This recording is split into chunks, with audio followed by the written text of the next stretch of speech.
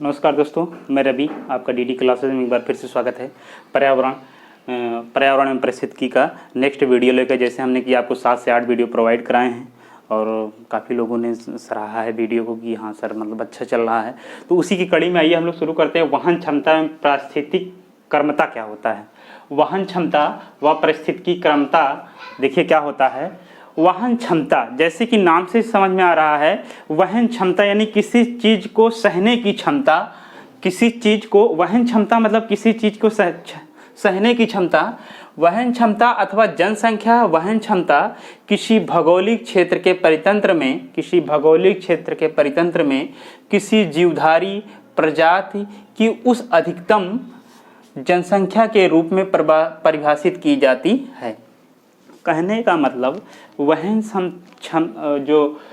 क्षमता है अथवा जनसंख्या वहन क्षमता किसी भौगोलिक क्षेत्र के परितंत्र यानी चारों तरफ किसी जीवधारी प्रजाति की उस अधिकतम जनसंख्या, जो अधिकतम जनसंख्या जैसे कोई एक बड़ा वातावरण है, वहाँ पे कोई एक विशेष जीव यानी ये विशेष जीव या जंतु रहे, उस स्थान को मतलब क्या कहेंगे? वहन क्षमता कहेंगे। यानी उस स्थान की वहन की क्षमता कितनी है उससे इस रूप से परिभाषित करेंगे। वहन क्षमता अथवा जनसंख्या वहन क्षमता किसी भौगोलिक क्षेत्र के परितंत्र में किसी जीवधारी प्रजाति की उस अधिकतम जनसंख्या के रूप में परिभाषित की जाती है। यानी कहने का मतलब जहाँ पे जिस हिसाब से जैसे जहाँ पे ज़्यादा अधिक से जीव जंतु होंगे जिस प्रजाति के, वही वो जनसंख्या यानी वो स्थान उसकी वहन क्षमता कहलाएगी। क्या कहलाएगी? वहन क्षमता अथवा जनसंख्या वहन क्षमता। दूसरा है दोस्तों पारिस्थितिकी कर्मता। दूसरा क्या है? पारिस्थितिकी कर्मता है। पारिस्थितिकी कर्मता पद द्वारा केवल किसी जीव द्वारा ग्रहण किए गए स्थान की ही नहीं बल्कि जीवों के समुदाय में उसकी कार्यात्मक भूमिका का भी वर्णन किया जाता है। कहने का मतलब जनसंख्या वहन क्षमता क्या होती है? किसी एक विशेष जीव का एक स्थान पे इकट्ठा होना क्या कहलाता है? वो जनसंख्या वहन मतलब क्षमता हो जाती है। दूसरा क्या है? पारिस्थितिकी कर्मता यानी केवल किसी जीव द्वारा ग्रहण किए गए स्थान की नहीं बल्कि जीवों के समुदाय में उसकी कार्यात्मक भूमिका, यानी जो स्थान होगा, पहले तो एक पारितंत्र होता है, कहने का मतलब कौन से घटक होते हैं, दूसरी उसकी पारिस्थितिकी यानी कहाँ पे वो स्थित होता है। तो वही है कि केवल किसी जीव द्वारा ग्रहण किए गए स्थान की ही नहीं बल्कि जीवों के समुदाय में उसकी कार्यात्मक भूमिका का भी वर्णन होता है। यानी कहने का मतलब ये सब जो इनका कार्य करेंगे ये वाले इनका वर्णन कहाँ होगा? पारिस्थितिकी कर्मता में होगा। ठीक, जो भी इनका व्यवहार होगा वो सबको वर्णन कहाँ होगा? पारिस्थितिकी कर्मता पे होगा। ठीक, अगला है दोस्तों खाद्य श्रृंखला। क्या है? खाद्य श्रृंखला या विभिन्न प्रकार के जीवधारियों का एक ऐसा क्रम है जिससे किसी पारिस्थितिकी तंत्र में ऊर्जा का प्रवाह होता है। देखिए दोस्तों, मतलब खाद्य श्रृंखला डायरेक्ट क्वेश्चन पूछ लेता है इस डायग्राम के थ्रू। खाद्य श्रृंखला तो आप सब लोग एक बार देख लेंगे, अच्छे से समझ जाएंगे। जैसे क्या होगा? घास क्या होती है? हमारा उत्पादक होता है। उत्पादक क्यों होता है? क्योंकि ये हमारा उत्पादक कहलाता है क्योंकि ये हमारे प्रकाश यानी सूर्य की रोशनी में क्लोरोफॉर्म नामक वर्ण की उपस्थिति में मतलब ये अपना भोजन स्वयं बनाता है या स्वयं तैयार करता है। तो ये क्या हो गया? उत्पादक हो गया। ठीक, इसके बाद टिड्डा घास को खाएगा। टिड्डा किसको खाएगा? घास को खाएगा। तो ये प्राथमिक उपभोक्ता हो गया। क्या हो गया? प्राथमिक उपभोक्ता हो गया टिड्डा। यानी उत्पादक द्वारा मतलब उत्पन्न किए गए वस्तुओं को या मतलब घासों को खाएगा, वो क्या कहलाएगा? सबसे पहले क्या कहलाएगा? वो टिड्डा। यानी टिड्डा है तो क्या होगा? प्राथमिक उपभोक्ता हो गया। उसके बाद टिड्डा को क्या खाएगा? मेढक खाएगा। ठीक, मेढक क्या हो जाएगा? हमारा द्वितीय उपभोक्ता हो जाएगा। फिर उसके बाद मेढक को क्या कौन खाएगा? सांप खाएगा या सर्प खाएगा। ये क्या हो जाएगा? हमारा तृतीय उपभोक्ता हो जाएगा।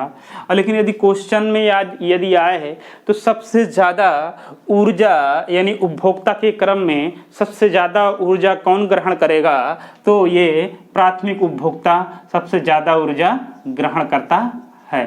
सबसे अधिक ऊर्जा कौन ग्रहण करता है? प्राथमिक उपभोक्ता। ठीक, प्राथमिक उपभोक्ता ग्रहण करता है क्योंकि फर्स्ट टाइम में इसके द्वारा खाया गया, इसके द्वारा तैयार किया गया, ये खाया है तो सबसे ज़्यादा ऊर्जा इसे प्राप्त होगी। फिर ऐसे ऐसे होगा। ठीक, उसके बाद है दोस्तों मानव आहार श्रृंखला का निर्माण, जिससे मनुष्य हम हैं, मनुष्य जाति के हम हैं, तो हम भी आप भी सभी लोग, अधिकतर लोग मांसाहारी मतलब के रूप को जानते हैं कि क्या होता है मांसाहार। सबसे पहले घास क्या होगा, घास क्या होगी, ये उत्पादक होगा, स्वपोषी होगा, यानी अपना पोषण स्वयं करेगा, अपना भोजन स्वयं निर्माण करेगा। उसके बाद घास को कौन खाएगा, बकरी खाएगी। कौन खाएगा, बकरी खाएगी। बकरी क्या है, हमारा शाकाहारी उत्पादक है, ठीक। तो सबसे ज़्यादा ऊर्जा किसको मिलेगी, बकरी को मिलेगी। उसके बाद क्या खाएगा, फिर क्या खाएगा, मनुष्य खाएगा। मनुष्य क्या है, हमारा सर्वाहारी है, ठीक। मनुष्य क्या है, सर्वाहारी है। इसके बाद अभी हम इस पे एक विस्तृत, इसके बाद जस्ट तुरंत अभी इसके बाद थोड़ा इस पे चर्चा करते हैं मनुष्य पे, ठीक। एक फिर अगला है, देखिए पहले हम देख लें कि खाद्य श्रृंखलाएं कहाँ कहाँ से हैं, ठीक।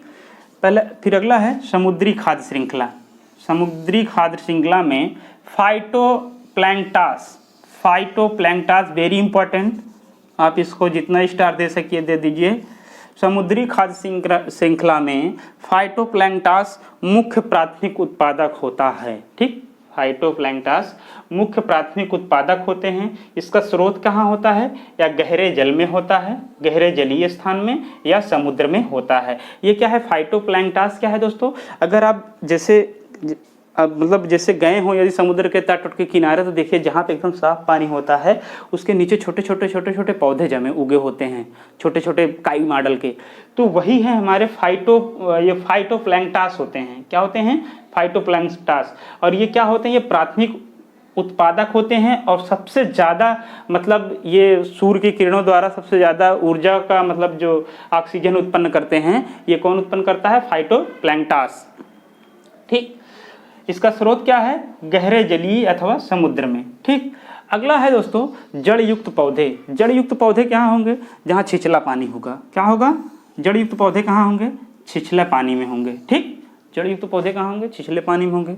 अगला है फसल के पौधे कहाँ होंगे, फसल के पौधे कहाँ होंगे, फसल भूमि में होंगे, ठीक। कहाँ होगा, फसल भूमि में होगा। तो आशा करता हूँ आपको अच्छा लगा होगा, आप इसको नोट डाउन करिए। फिर हम नेक्स्ट पे चलते हैं, फिर इसको मतलब इस पे चर्चा करते हैं, मनुष्य सर्वाहारी है या प्राथमिक उपभोक्ता है या द्वितीयक उपभोक्ता है, ठीक। आप इसको नोट डाउन कर लीजिए।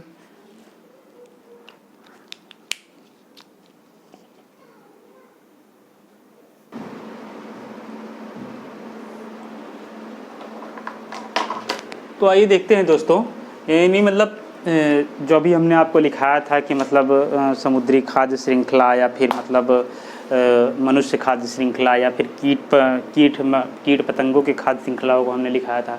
इसके बाद देखिए हम चींटी अपघटक, देखिए चींटी के बारे में कुछ मेन फैक्चुअल हैं जो एग्ज़ाम की दृष्टि से महत्वपूर्ण है, हमने वही लिखा है। तो आप इसको एक बार स्क्रीनशॉट ले लीजिए, या फिर मतलब वो या नोट डाउन कर लीजिए, हम थोड़ा साइड भी हैं। तो आइए देखते हैं दोस्तों, चींटी अपघटक तथा प्राथमिक उपभोक्ता। क्या है, उपभोक्ता दोनों की श्रेणी में आती है। चींटी अपघटक तथा प्राथमिक उपभोक्ता दोनों की श्रेणी में आती है।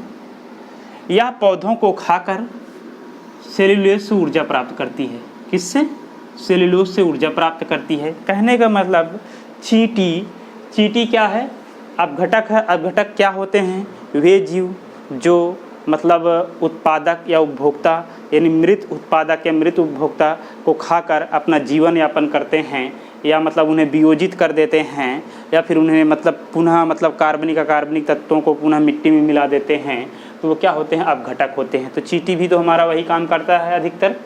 चींटी अपघटक तथा प्राथमिक उपभोक्ता दोनों की श्रेणी में आता है। प्राथमिक उपभोक्ता कैसे कहलाएगा, जैसे ये पौधों को खाएगा, क्या खाएगा, पौधों को खाकर सेल्यूलोज से ऊर्जा प्राप्त करेगा। और अपघटक कैसे करेगा, मृत उत्पादक या उपभोक्ता को खाएगा, ठीक। अगला है बाघ। बाघ मांसाहारी प्राणी है।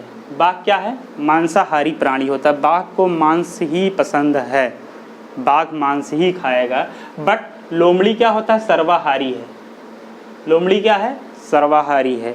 ये किसी भी चीज़ को कुछ भी खा सकता है लोमड़ी, ठीक। क्वेश्चन आता है निम्न में से कौन सा सर्वाहारी है, तो क्या होगा, तो यह लोमड़ी। क्या होगा, लोमड़ी क्या है, सर्वाहारी है। ये दोनों प्राथमिक उपभोक्ता हैं। क्या हैं? ये प्राथमिक उपभोक्ता हैं। ठीक, ये दोनों प्राथमिक उपभोक्ता की श्रेणी में नहीं आते हैं। कैसे नहीं आएंगे दोस्तों, हम आपको बता रहे हैं। ये दोनों प्राथमिक उपभोक्ता की श्रेणी में इसलिए नहीं आएंगे क्योंकि हमारा उत्पादक जो होता है वो हरे पौधे होते हैं। ठीक, जो प्रथम स्तर का होता है। फिर हरे पौधों को या घास को क्या खाएगी? बकरियां खाएंगी। बकरी को कौन खाएगा? बाघ खाएगा। या बकरी को मनुष्य खाएगा। मनुष्य को कौन खाएगा? बाघ खाएगा। ठीक, तो ऐसे है। तथा लोमड़ी सर्वाहारी है। ये दोनों प्राथमिक उपभोक्ता की श्रेणी में नहीं आएंगे। ये प्राथमिक उपभोक्ता की श्रेणी में नहीं आते हैं दोनों। साग सब्जियों, देखो मनुष्य की बात आ गई दोस्तों। साग सब्जियों को सेवन करने पर मनुष्य प्राथमिक उपभोक्ता कहलाएगा। क्या कहलाएगा? मनुष्य प्राथमिक उपभोक्ता कहलाएगा, क्योंकि वो हमारी प्राथमिक चीज़ों यानी फर्स्ट चीज़ों को ग्रहण कर रहा है, उत्पादक वाली चीज़ों को। तो क्या कहलाएगा? हमारा उपभोक्ता कहलाएगा। जबकि मांस भक्षी होने पर द्वितीयक उपभोक्ता कहलाएगा। क्या कहलाएगा? द्वितीयक उपभोक्ता कहलाएगा। ठीक, मांस भक्षी यानी कहने का मतलब जो चीज़ शाकाहारी, जैसे जो चीज़ यानी साग सब्जी खाएगा, अगर मनुष्य साग सब्जी का सेवन करता है तो प्राथमिक उपभोक्ता होगा। यदि मांस का करता है तो द्वितीयक उपभोक्ता होगा। ठीक, उसके बाद है सूक्ष्म जीवों। देखिए सूक्ष्म जीवों में कौन कौन से आते हैं, हमने आपको पहले ही वीडियो में बताया था। सूक्ष्म जीवों की एक विस्तृत किस्म है, जैसे फफूंद है, जीवाणु है, गोलाकृमि है, प्रोटोजोआ है और केचुआ। अब घटकों की भूमिका अदा करते हैं ये मतलब यानी प्राथमिक उत्पादक या उपभोक्ता को अपघटन करने का कार्य कौन कौन सा काम करते हैं? फफूंद, जीवाणु, गोलाकृमि, प्रोटोजोआ और केचुआ। ये किसकी भूमिका निभाते हैं? अपघटकों की भूमिका निभाते हैं, यानी इन्हें वियोजित करने की भूमिका निभाते हैं। अगला है दोस्तों, पृथ्वी के, वेरी इंपॉर्टेंट क्वेश्चन, पृथ्वी के वायुमंडल में उपस्थित ऑक्सीजन की अधिकतम मात्रा, ऑक्सीजन की अधिकतम मात्रा के लिए फाइटोप्लैंक्टन ही उत्तरदायी है। फाइटोप्लैंक्टन नामक ही पौधा क्या है? उत्तरदायी है। ये कहाँ होता है?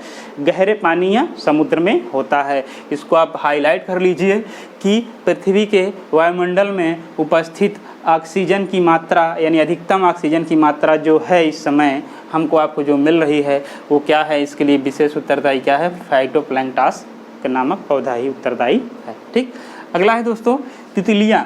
देखिए तितली खाद्य श्रृंखला में निम्न सदस्य के रूप में कार्य करती है। देखिए ऐसे क्वेश्चन आता है कि तितली मतलब खाद्य श्रृंखला में किस सदस्य के रूप में कार्य करती है? तो किस सदस्य के रूप में कार्य करती है? निम्न सदस्य के रूप में। ठीक, कार्य करती है। यह बर्रे, मकड़ी, पक्षी, सर्प इत्यादि का भोजन है। ठीक, यह बर्रे, मकड़ी और पक्षी, सर्प इत्यादि का भोजन है। तो आशा करता हूँ दोस्तों आप लोगों को समझ में आया होगा। कुछ हम प्रीवियस ईयर के क्वेश्चन भी देखते हैं। जैसे है क्वेश्चन है, समुद्री वातावरण में मुख्य प्राथमिक उत्पादक होते हैं। समुद्री वातावरण में मुख्य प्राथमिक उत्पादक क्या होते हैं? फाइटोप्लैंक्टन। अभी हमने बताया जस्ट इसके पहले। ठीक, अगला क्वेश्चन है, एक घास स्थलीय पारिस्थितिकी तंत्र के खाद्य श्रृंखला में विभिन्न घटकों का सही क्रम होता है। घास से क्या होगा? घास खाएगा टिड्डा, टिड्डा को क्या कौन खाएगा? टिड्डा को खाएगा मेढक, मेढक को क्या खाएगा? सर्प। वही वाला क्रम है। ठीक,